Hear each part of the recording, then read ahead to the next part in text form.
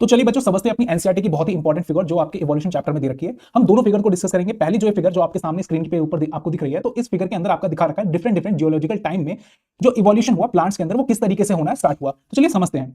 सबसे पहले हम बात करते हैं एरास की। तो सबसे पहला जो टाइम पीरियड चलता था वो एरास में चलता था, फिर उसके बाद इवोल्यूशन हुआ और फाइनली पीरियड्स क्रिएट हुए। पीरियड्स तो फाइनली एरास के अंदर आते हैं डिफरेंट डिफरेंट टाइम पीरियड्स। तो कौन से टाइम पीरियड पे किस प्लांट का इवोल्यूशन हुआ, तो ये जो फिगर है ये यही चीज रिप्रेजेंट कर रहा है। इस फिगर को समझना है, काफी ज्यादा कॉम्प्लेक्स है लेकिन समझेंगे और बिल्कुल समझेंगे और नीट के लिए एग्जाम के लिए तैयार होंगे। सबसे पहले पैलेंजोइक एरा आया। तो एक बाय वन एरा को लेकर के चलते हैं, पैलेंजोइक एरा को समझते हैं। सबसे पहले पैलेंजोइक एरा आया, फिर उसके बाद आया आपका मीसोजोइक और फिर उसके बाद आया फाइनली सीनोजोइक एरा। तो डिफरेंट डिफरेंट तीन तरीके के एराज आए और इन तीन तरीके एराज में डिफरेंट डिफरेंट इनके टाइम पीरियड्स थे। तो पैलेंजोइक एरा की तरफ समझते हैं वो एरा होता क्या है। पैलेंजोइक एरा सबसे ओल्डेस्ट है, ओल्डेस्ट एरा है, सबसे पुराना एरा। ठीक है, जो ये पुराना एरा है इसमें आते थे सिलेरियन पीरियड और फिर उसके बाद फाइनली आपके डिवोनियन, फिर उसके बाद कार्बोनिफेरस और फिर उसके बाद पर्मियन आपके पीरियड्स। सुलेरियन पीरियड्स जो थे इसमें प्लांट्स होते वो पहली बार लैंड्स पर आए थे। पहली बार मतलब फर्स्ट टाइम आपके जो प्लांट्स थे वो वाटर से निकल के फाइनली लैंड्स पर आए थे। और ये जो प्लांट्स आए थे इनको कहा जाता है क्लोरोफाइट्स या फिर ग्रीन एल्गी। तो ग्रीन एल्गी क्या है, एक कॉमन एंसेस्टर है सभी प्लांट्स का। जब हम जितने भी प्लांट्स की बात करते हैं तो उसमें सबसे ज्यादा कॉमन जो आपका एंसेस्टर है वो क्या है, आपका क्लोरोफाइट, जिसे हम ग्रीन एल्गी कहते हैं। फिर हुई उसके बाद डेवलपमेंट होना स्टार्ट हुआ आपके ट्रैक्योफाइट्स का, जो एंसेस्टर बने काफी सारे प्लांट्स के, जैसे कि राइनालाइक प्लांट्स, सीलोफाइटन, जोस्टेरोफाइलम। ठीक है, ये सभी प्लांट्स के एंसेस्टर कौन थे, आपके ट्रैक्योफाइटन। और ट्रैक्योफाइटन के कौन थे, आपके क्लोरोफाइट्स। तो आपको ये बात बिल्कुल ध्यान में रखनी है कि जितने भी प्लांट्स हैं उन सभी के एक ही एंसेस्टर था जो सबसे पहले एल्गी था, वो क्या था, आपका क्लोरोफाइट। तो ये बात आपको ध्यान रखना है। उस समय के जो प्लांट्स हुए करते थे, जो सुलेरियन पीरियड थे, उसमें ना तो रूट्स होती थी, ना ही लीव्स होती थी, ना ही आपके सीड्स होते थे, सिर्फ और सिर्फ एक स्टेम अवेलेबल था, स्टेम। तो ये बात आपको ध्यान रखनी है। फिर उसके बाद डिवोनियन पीरियड आया। उसके बाद डिवोनियन पीरियड में डेवलपमेंट होना स्टार्ट हुआ वस्कुलर टिश्यूज का। वस्कुलर टिश्यूज का मतलब जाइलम एंड फ्लोएम का। तो जाइलम फ्लोएम जब डेवलप होने लगे तो प्लांट्स कैसे होने लगे, जाइंट होने लगे, लंबे होने लगे। तो vascular plants expansion lycopods and ferns का बेस बना। मतलब बेसिकली जो नेक्स्ट डिवोनियन पीरियड के बाद जो कार्बोनिफेरस पीरियड आया तो उसके अंदर जो प्लांट्स आते थे, जैसे जो लाइकोपॉड्स होते थे डिफरेंट डिफरेंट और फर्न्स आते थे, वैसे प्लांट्स डेवलप होने स्टार्ट हुए। तो प्लांट्स कैसे हुए, फाइनली टॉल हुए। तो इस जो एज, जो ये टाइम पीरियड चल रहा था, इसको कहा जाता है एज ऑफ फिशेस। तो यहाँ पर फिशेस काफी ज्यादा एक्टिव थे उस टाइम पीरियड पे, क्योंकि वाटर से फाइनली जो लाइफ थी वो लैंड पर एग्जिस्ट हुई थी। तो हमने पहले भी, इससे पहले क्या पढ़ा था कि जो लाइफ जो थी सबसे पहले प्लांट्स ही आए थे, एनिमल से पहले भी प्लांट्स आए थे। ठीक है, इस एज को कहा जाता है डिवोनियन पीरियड को आपका एज ऑफ फिशेस। तो ये बात आपको बिल्कुल ध्यान रखनी है।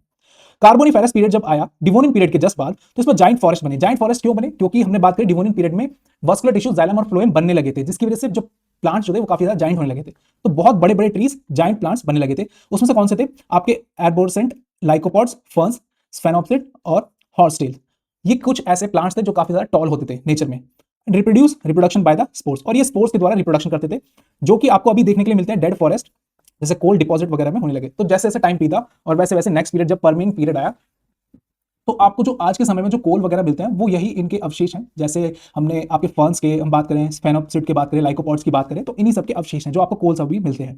तो ये बात आपको बिल्कुल ध्यान रखनी है। कोल के बारे में किस टाइम पीरियड पे, आपको कार्बोनिफेरस में आपको ध्यान रखना है कोल के बारे में। ठीक है, कोल्स जो मिलते हैं। और इसी कार्बोनिफेरस पीरियड को कहा जाता है age of amphibians. Age of amphibians, amphibians. तो यहां पर ये बात दोनों बिल्कुल ध्यान रखनी है, एज ऑफ एम्फीबियंस।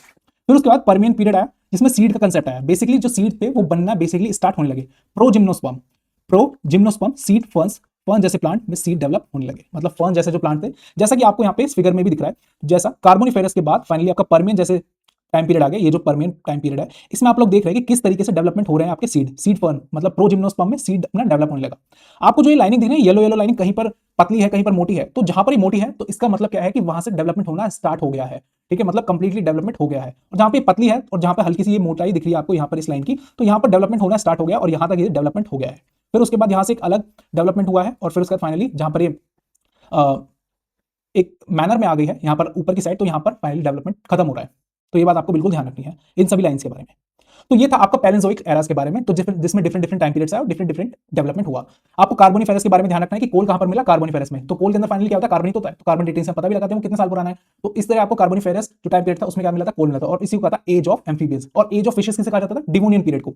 इसे क्या कहा जाता था, एज ऑफ फिशेस। तो ये बात आपको बिल्कुल ध्यान रखनी है। नेक्स्ट हम एरास की बात करते हैं, तो Mesozoic era, age of reptiles. जब एज ऑफ मीसोजोइक एरास की बात करते हैं तो यहाँ पर रेप्टाइल्स इवॉल्व होना स्टार्ट हुए। जैसे ट्रायसिक पीरियड आया, फिर उसके बाद जोरासिक के बाद finally Cretaceous period. Triassic period में सीड प्लांट्स का राइज हुए, मतलब सीड प्लांट्स का डेवलपमेंट होना स्टार्ट हुआ। Seed ferns continue and early gymnosperms appear, मतलब बेसिकली अर्ली जिम्नोस्पर्म डेवलपमेंट होना स्टार्ट हुए। Transition phase, fern like gymnosperm seed habit develop हो रही थी और एंजियोस्पर्म एब्सेंट। मतलब बेसिकली सीड का डेवलपमेंट होना स्टार्ट हुआ। इस पूरे टिरासिक पीरियड की हम जब बात करते हैं तो इसमें फाइनली सीड प्लांट का डेवलपमेंट होना स्टार्ट हुआ। सीड अभी कंप्लीटली फॉर्मेशन हुआ लेकिन हो रहा है, ठीक है।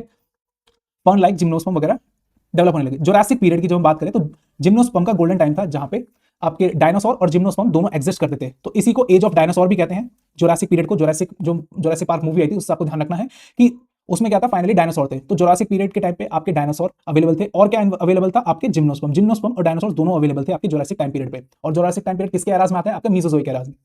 तो जिम्नोस्पर्म डोमिनेटेड प्लांट थे। Major groups cycads, conifers, ginkgos and gnetales. तो ये बात आपको ध्यान रखनी है। सीड प्रेजेंट था, फ्लावर अभी भी प्रेजेंट नहीं था, फ्लावर प्रेजेंट नहीं था अभी भी, फ्रूट नहीं था, सीड नेकेड थे। सीड कैसे थे, नेकेड थे। आप लोग जैसे ध्यान रखना, जैसे यहाँ पर जैसे फर्न, गैंको, जेंटेल्स, कॉनिफर्स, साइकैड्स, तो ये सभी के सभी क्या है आपके जिम्नोस्पर्म में, ठीक है। इनके सभी के अंदर सीड प्रेजेंट है, सीड प्रेजेंट है, लेकिन सीड कैसा है, नेकेड है। तो किस टाइम पीरियड पे आए थे, ये आपके जोरासिक टाइम पीरियड पे आए थे। फिर उसके बाद क्रिटेशियस आए। क्रिटेशियस टाइम पीरियड पे क्या हुआ, क्रिटेशियस टाइम पीरियड पे फाइनली आपका फ्लावरिंग प्लांट अपीयर होने लगे, धीरे धीरे करके फ्लावरिंग प्लांट अपीयर होने लगे। यहाँ पे आप देखो क्रिटेशियस में डाइकोटिलिडन्स डेवलप होना स्टार्ट हो रहे हैं, ठीक है। फर्स्ट एंजियोस्पर्म अपीयर, पहला एंजियोस्पर्म अपीयर हुआ। फ्लावर्स, फास्ट रिप्रोडक्शन, मतलब फ्लावर्स डेवलप होना स्टार्ट हो तो रिप्रोडक्शन भी फास्ट हुआ। जिम्नोस्पर्म अभी भी प्रेजेंट है नेचर के अंदर, जैसे यहाँ पर जेंटेल्स और गिंकोस को देख रहे हो। Angiosperm slowly spread and diversify, future dominance का स्टार्टिंग हुई। मतलब बेसिकली जब हम बात करें तो यहाँ पे एंजियोस्पर्म डेवलप होना स्टार्ट हो रहे हैं ताकि वो फ्यूचर में डोमिनेट कर सके, मतलब फ्लावरिंग टेक प्लेस हो रही है और रिप्रोडक्शन हो रहा है। क्रिटेशियस पीरियड में आपको ये बात बिल्कुल ध्यान रखनी है कि एक तरीके से एंजियोस्पर्म डेवलप होना स्टार्ट हो चुके हैं। जब हम सीनोजोइक एरा की बात करते हैं, ये हमारा लास्ट एरा है जिसे मॉडर्न एरा भी कहते हैं। मॉडर्न एरा, इस मॉडर्न एरा में आते हैं डिफरेंट टाइम पीरियड, जैसे कि आपके टर्शरी और आपके क्वाटर्शनरी। मतलब सबसे पहले आएगा टर्शरी, फिर उसके बाद फाइनली आपका क्वाटर्शनरी। टर्शरी पीरियड में एंजियोस्पर्म फुल्ली स्प्रेड हो गए थे, मतलब बेसिकली वो डोमिनेटिंग नेचर में आ गए थे एंजियोस्पर्म। फ्लावरिंग आ चुकी थी, डाइकोटिलिडन्स, मोनोकोटिलिडन्स सिंथेसाइज हो चुके थे, डेवलप हो चुके थे। Grass, crops and tree expansion हो चुका था। मॉडर्न प्लांट फैमिलीज एस्टैब्लिश, मतलब अब जो आप प्लांट्स देखते हो तो मोस्टली आपको कैसे दिखते हैं, वो एंजियोस्पर्म्स होते हैं, ठीक है। तो एंजियोस्पर्म्स जब हम फाइनली क्वाटरनरी पीरियड की तरफ बढ़ते हैं, जो प्रेजेंट टाइम वेजिटेशन आप लोग देखते हो, जो अभी जो टाइम चल रहा है क्वाटरनरी पीरियड, एंजियोस्पर्म डोमिनेट कर चुके हैं नेचर में completely. Modern forest and grassland जो आप देखते हो, ब्रायोफाइट्स अभी भी सर्वाइव कर रहे हैं, मतलब ब्रायोफाइट्स अभी भी नेचर में है, ऐसा नहीं है कि ब्रायोफाइट्स आपके खत्म हो गए, ब्रायोफाइट्स अभी भी है नेचर में। प्रेजेंट डे प्लांट्स डाइवर्सिटी जो आप देख रहे हो, और ह्यूमन इन्फ्लुएंस वेजिटेशन स्टार्ट हो चुका है इस क्वाटरनरी पीरियड में। ह्यूमन रिलेटेड जब हम बात करते हैं फाइनली, वेट अ मिनट,